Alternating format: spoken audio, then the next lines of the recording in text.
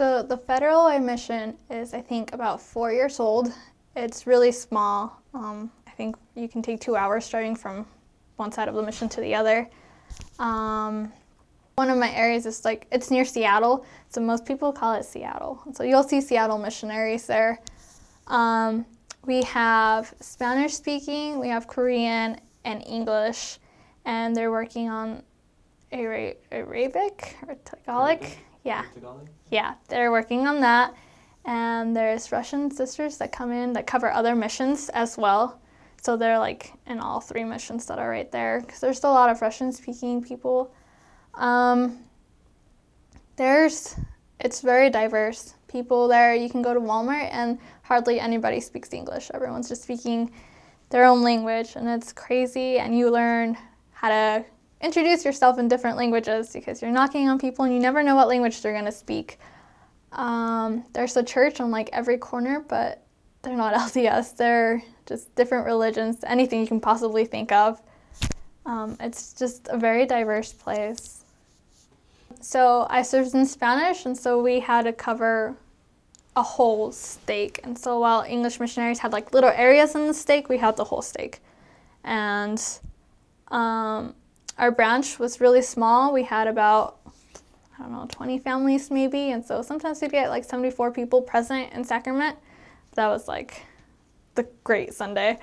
I think the church is slowly growing there. They're having trouble retaining, and so keeping the members there, and so missionary work has been gone to baptizing and working with the members to retain. So missionary work with the members is everything in this mission, because they're working hard to get them to change their mindset from how can we help the missionaries to how can missionaries help us.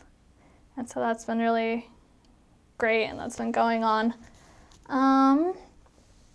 I think there's about 6 or 7 stakes in this mission.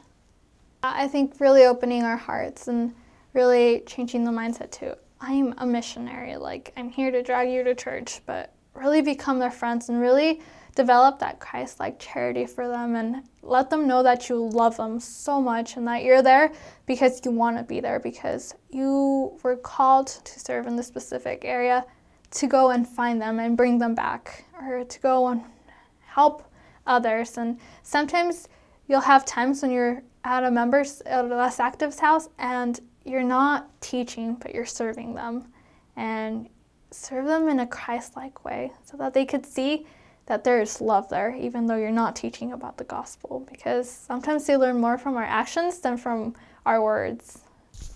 I think the word of wisdom was a really big one, mostly because marijuana is now legal in Washington, and so a lot of people smoke marijuana and the smell is kind of all over.